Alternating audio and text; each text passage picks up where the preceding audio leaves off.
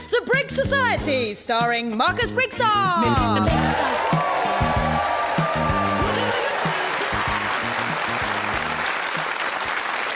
Hello, I am Marcus BrigSoc. Welcome to the Brig Society. With me tonight, with a street value of over £1,000, are Margaret Caborn-Smith, Rufus Jones and William Andrews. I was at the library last week. I haven't been sleeping well, so I thought I'd try a copy of Phil Neville's autobiography. Worked a treat, 8 solid hours. Then Maureen from Volunteer Services woke me up when she found 2 children from the Roald Dahl Book Club writing Mr. Twit on my forehead and checking my beard for bits of egg. They found 3, 2 normal, 1 scotched. Maureen asked if I would volunteer to help some of the most vulnerable people in the community. I asked what it involved, and she said, really, it's just about making them feel better in the short term. So I'm now working full-time as a drug dealer.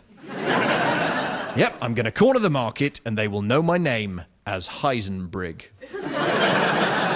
OK, so my first move was to get all the other dealers off the streets. I had to neutralise them. I had no choice. So I gave them all DVD box sets of Breaking Bad. They haven't left their flats in weeks. Obviously, not pure Breaking Bad. I cut it with some Last of the Summer Wines. Jesse, we need to scale up. I want to make meth with 98% purity on a massive scale. Can we do it? You can if you put it in this bathtub and ride it down to the hill.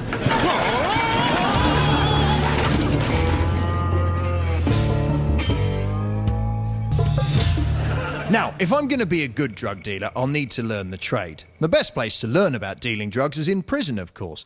But it's so hard to know how to get in. I mean, I could carry a tiny amount of marijuana, then get sent to prison for that and meet some hardened criminals and dealers that way. It's an excellent system. I'm being sarcastic. It isn't. It's rubbish. Anyway, I've downloaded an online audio guide. Here we are. Welcome to Dealing Drugs, Course 1. Please remember, you can also download Taking Drugs at any time from the homepage. First course is free. After that, you know where to come. Oh, there are so many different drugs, and each of them has a list of names as long as your arm. Handy. Section 4. Terms for drugs. Cocaine. Cocaine is also known as... Coke, Charlie, C, Toot, Flute, Fruit, Bolivian marching powder, Dick Dastardly, Bob's Extra Moorish Sherbet, You Know Nothing Jon Snow, and the former King Juan Carlos of Spain. Ecstasy. Ecstasy can also be referred to as... E, X, Exeter, Exeter St. David's, Ebenezer Good, Dance Petrol, Brian Harvey's Secret Muesli, and whatever that bloke over there just put in my drink.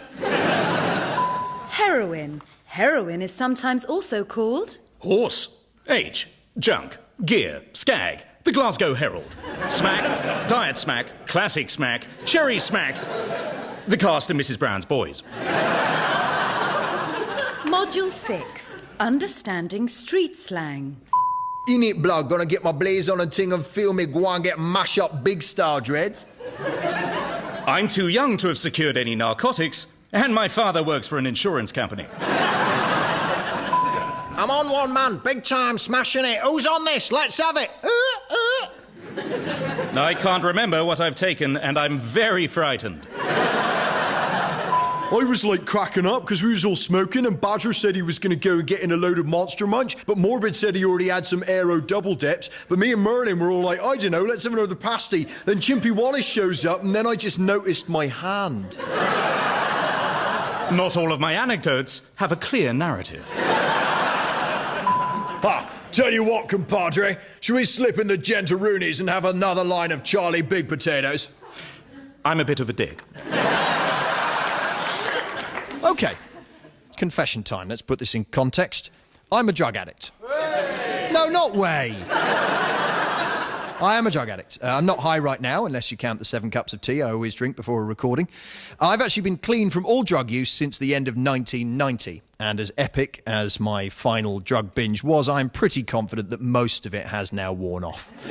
It has been nearly 24 years I've been clean and sober, with the exception of an anaesthetic pre-med in 1994 that made me grin like Julia Roberts on a roller coaster. So apart from that, I haven't been high at all for nearly quarter of a century. But hey, who's counting? Me. I am.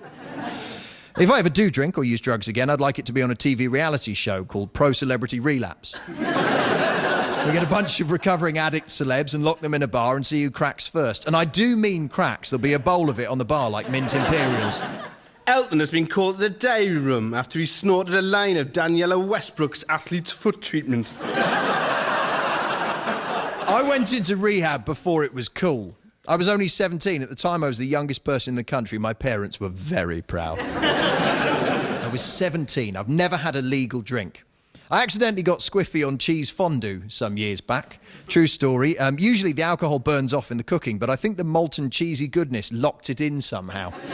Anyway, I had about 4 pints of cheese, and some of my friends asked if I was okay. I said, yeah, of course I am, I'm fine. And then very slowly and very gently, I crashed the car into the one in front. Twice.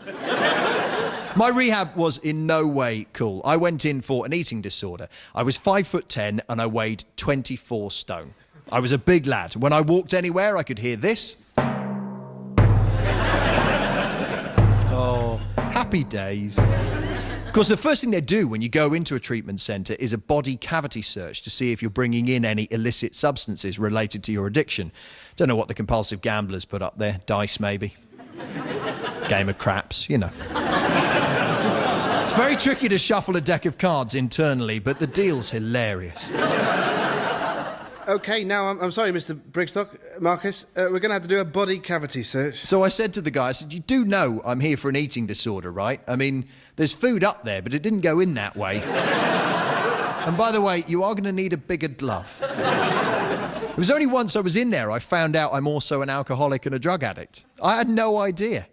I didn't know most 17-year-olds don't drink port on their own in the morning. No, that's not a thing. You shouldn't do that. I walked in on the first day. My counsellor said... No, we need to establish if you have an addictive personality. Can you fill in these forms? Oh, you've taken all the pens. We had to fill in a form with 30 questions on it, and if you scored more than 10, you have a problem. More than 20, you're in need of urgent help. More than 25, you're doing very well to read the form. I got 26 on drugs, 25 on alcohol, and I ate the one about food. But my drug use was limited by my age, access and resources. I lived in Devon at the time, so it was often not easy to find much other than glue and pasties to get you high. Never snort a pasty. Too much pastry, it won't go in. To be honest, I was a pretty hopeless addict, even with the simple stuff like glue sniffing. I got a lump of carrier bag stuck to the side of my nose and then tried to deny I was abusing solvents to a teacher who was watching my eyes rotate round my skull like I was being used to launch the lottery balls. It's very hard to deny you were sniffing glue when you have the word Sainsbury's printed on the side of your nose. I smoked a lot of marijuana and an ounce of oregano, simply too proud to admit I had bought the wrong thing in a pub car park. So I smoked it anyway. It had some of the symptoms of grass. It didn't get me high, but it did always give me the munchies. I could go a pizza. Could anyone else? I knew Tipex got you high, but I didn't know how, so I painted it on a Rizzler and smoked it. Ironically, a mistake I was unable to correct. I did once smoke opium. I don't know if you remember the popular ladies' perfume Opium from the 80s. Quite a strong, musky smell, favoured by Joan Collins and Christopher Biggins, one imagines. Anyway, I smoked that when I was 13 years old. I found a box of 20 opium perfume-scented incense sticks at the market, took them back to my mate Nick, and we ground them up into an enormous joint, all 20 of them, and smoked them. The whole lot. We finished it, because nothing happened. You getting anything yet? No. Other than an overwhelming desire to wear satin and knit something. We should do a coffee morning.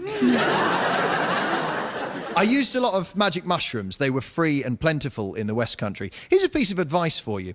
If you're at a party with a compulsive overeater and you're passing round a bag of magic mushrooms, don't just give him the bag. Fungi. Nom, nom, nom, nom, nom. I think I've got some oregano here somewhere. That is all true. I am an addict. That's the context in which all of this exists. So, I'm glad to say that was all a very long time ago. Right, let's get some dealing done. Well, I'm here on my corner, as they say in The Wire. It's all in the game, yo. Gotta get the shizzle slanging before 5 I roll up and we get... I'll be honest, I don't know what I'm doing. Oh, hello. Here comes a likely chap. I bet he's after some of my drugs. All right, mate, you carrying? Oh, yes. Look, I've got a big bag of drugs here in my rucksack. What can I do for you, Squire? Listen, mate, I've only got an Ayrton. Right, and that's, Tenner? Ayrton Senna? Oh, no, that's very clever. Yeah. Code name. Good. Well, then I've got a bag of pickles. What? Eric Pickles, big fat bloke. Coke. All right, look, just give us a £10 bag of pickles, then. Gotcha. What the... Sorry, that's an actual bag of pickle. Had a Melton Mowbray for lunch. Look, mate, I'm hanging here. Yes, right. OK, now, here's your cocaine. Now, have you got your own bag? What? No, I haven't got my own bag. Sorry, it is 5p for a bag. I would suggest a 10p bag for life, but looking at you, I think that's optimistic. Now, would you be paying with cash or card? You take credit cards? No, but I suspect you do. Try this one. No, I can't put that in the reader. Look at the edge of it. It's all dusty. It'll clog my swiper. Do you want to join our mailing list? Listen, mate, you haven't got a clue. This whole thing needs to be quick and easy. The longer we stand here, the more chance of getting busted. It's not like buying stuff in a shop. No, sorry, you're right. Would you like a bar of Galaxy for £1? I'll be honest, it has not been easy to write this episode. It's a big responsibility, and because I used to abuse solvents, I'm lucky I'm still able to sentence a string together. Those who do not learn from history are doomed to repeat it, as my A-level teacher said when he kept me back a year. To find out more about the history of drugs, I went to talk to an expert. Dr. Elaine Masters, you wrote a thesis on the role of narcotics in shaping culture, and you've lectured on drug addiction all across the world. It's pleased to meet you, Marcus. No touching the prisoner! You're also serving time in the Tijuana Correctional Facility for possession with intent to supply. Yes, as I told the judge, it was research. Yeah, research with a street value of $500,000. Academia is sorely underfunded, Marcus. One does what one can. So, when did drugs start? Well, I suppose it was Freshers' Week. In history. Yes, traces of opium have been found on archaeological sites dating back to the Neolithic period. Aha, explains why they never finished Stonehenge. Yes, I've written a paper on it if you'd like to... No papers! Sorry. Recreational use of the drug didn't really get going until the 18th century when Great Britain chucked the French out of India and suddenly found themselves sitting on top of a massive heap of opium. Like a frightened drug mule who's taken a laxative. The British government became drug dealers on a massive scale. Which they'd need to measure all the opium. What? Nothing? Which they then forced onto the Chinese population. Then there was a war, the accurately named Opium War. The Chinese got hammered and Britain got Hong Kong as compensation. So less a war on drugs is a war for drugs. Oh, very good, yes. Thank you very much. No wordplay! Wordplay? They're very strict in here. They've just banned the Convicts versus Wardens Scrabble Championship. Hey, no polite juggling. Oh, right. Could do with him at my gigs. So, if we could move on to the 20th century and the actual war on drugs. You mean Vietnam? No, that was a war on drugs, not a war on drugs. I said no wordplay! Not the taser! Ah! Oh, it's oddly invigorating. So, why don't we hear about people taking opium anymore? Well, poppies can be very hard to get hold of. You're telling me the lady who sells me mine's only ever around in the week before November the 11th. No, you see, the whole trade is controlled by the Taliban. Golly, no wonder she's so strict about only taking one pin. Okay, visit over, Mr. Big Strop. Right. You couldn't taser me again, could you? No? Why? Just for the buzz. I said no wordplay! Nice. Well, the business is going well, and I've joined the drug dealers regulatory body. It's called Off-Face. One of the more successful initiatives I've had for my drug dealing operation is to deliver a basket of seasonally available, locally sourced drugs to middle-class people. Hello? Oh, darling, the drug man's been... Oh, good. What's he put in it? We've got the Stevensons coming over for a sesh on Friday, haven't we? Yeah, so I hope they've put some meow meow in. Janet loves that methadone and Stilton Bake, I do. Oh, flips. What? Well, the chap's gone and there's a dirty great butternut squash at the bottom. I never know what to do with them. Oh, no, look, darling, look, there's a recipe. Oh, scoop out squash, put foil smoking bowl on top, fill with sudden comfort, poke metal straw inside and use as a bomb. Oh, they are good. Aren't they? There's always a bloody butternut squash, isn't there? No one knows what to do with it. One couple I delivered to got so wasted they ended up smoking the basket. Still, as long as they're happy. Because, you know, one of the hard things about drug dealing is that often your very best customers die. It's the same for knitting shops. Either way, you very rarely get your needles back. There's no doubt that without mood-altering substances, the landscape of art and culture would be very different. It might very well be better. Who knows? Alan Yentl probably knows, but does it make it better? Would literature and poetry have benefited? Well, as the old saying goes, you do the meth. Hello, and welcome to Poetry Please Drugs Special.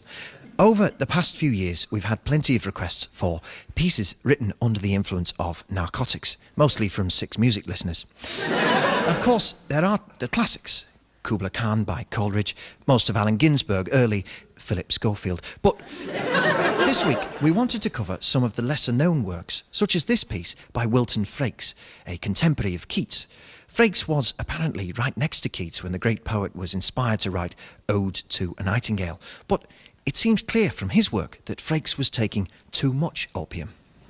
I spied upon a branched tree a bird, I do not know the type. I used to know my birds, but from my brain my memory hath been wiped.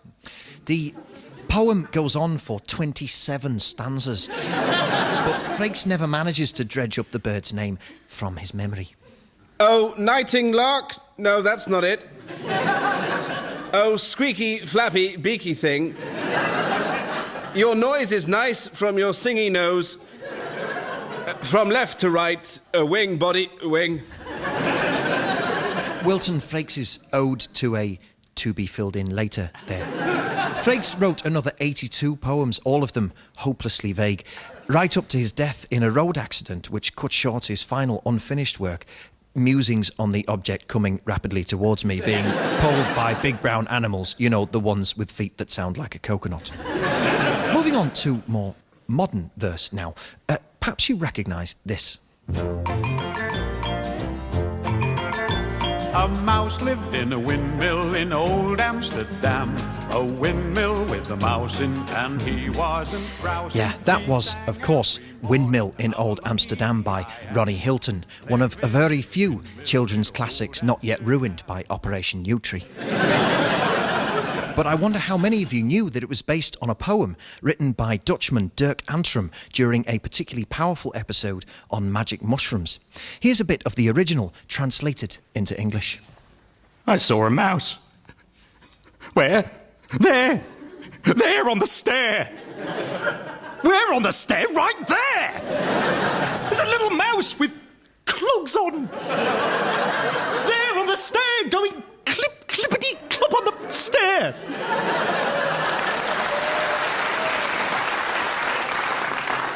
Antrim also wrote a number of other works adapted into popular children's songs, including Who's Afraid of the Big Bad Wolf? Me. And, of course, the B-side to Right Said Fred by Bernard Cribbins. All breathing is the smell of God, my eyes are space tunnels.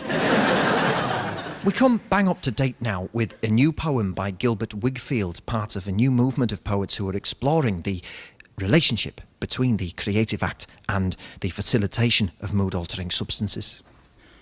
I really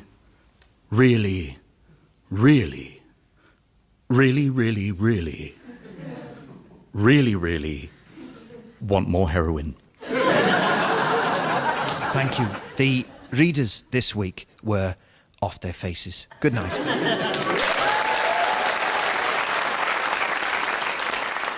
One of the challenges in this business is how to keep a loyal and motivated staff. I was going to offer a partnership scheme based on the John Lewis Waitrose model, but then I remembered I'm a drug dealer, so I had one of them shot instead.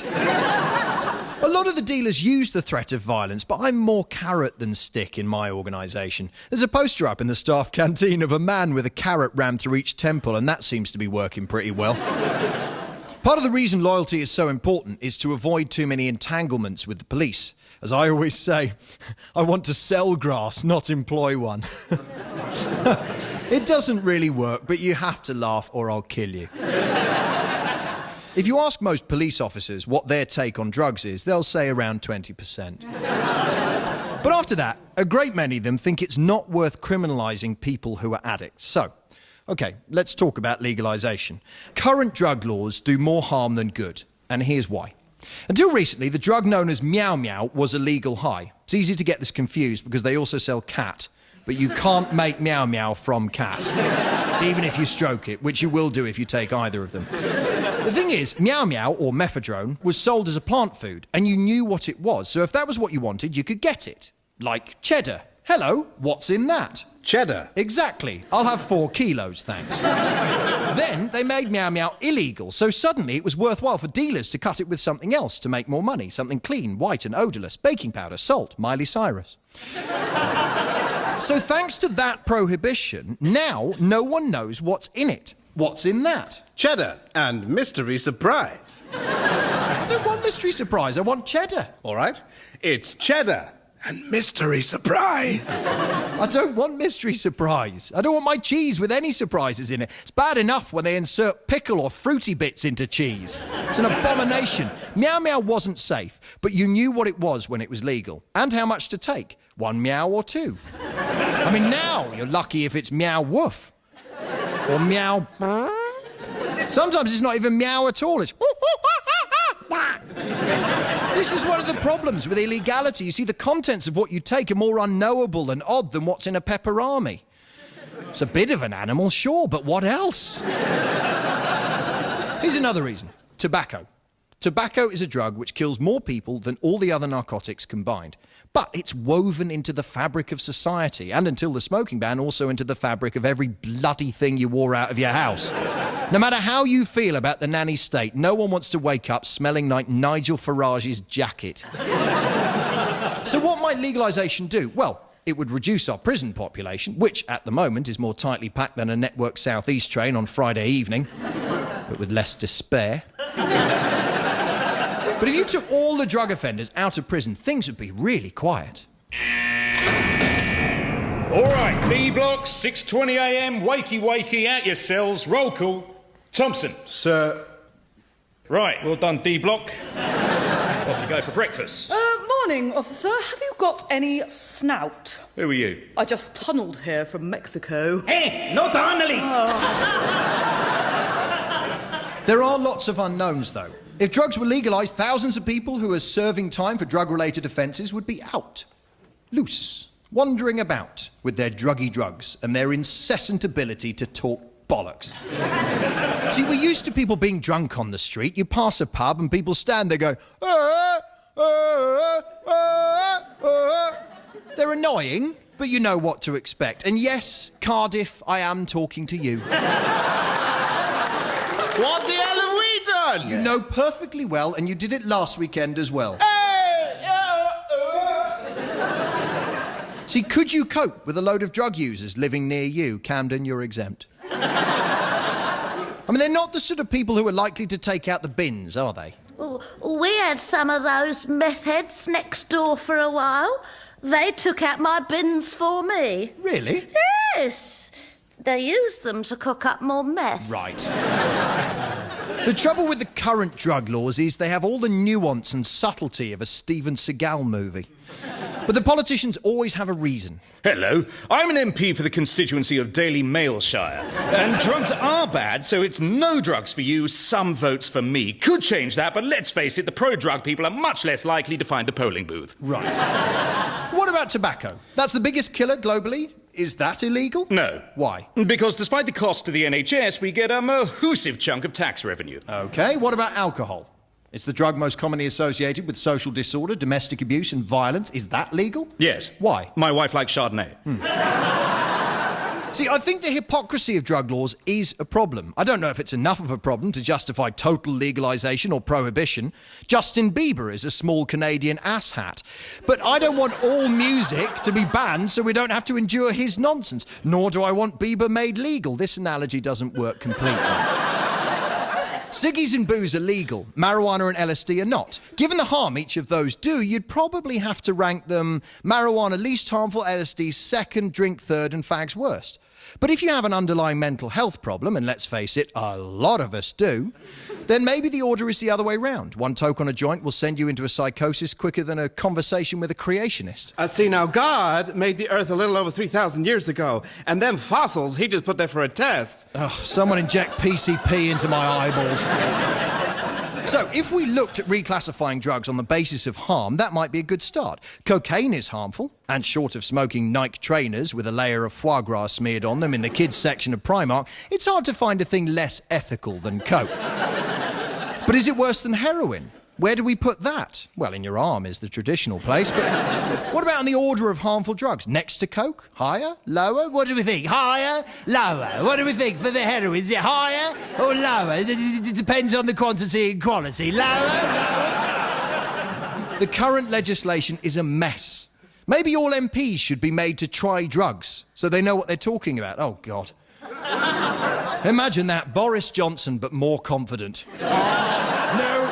I'm going to invade Norway because I don't like the cut of their jib. Or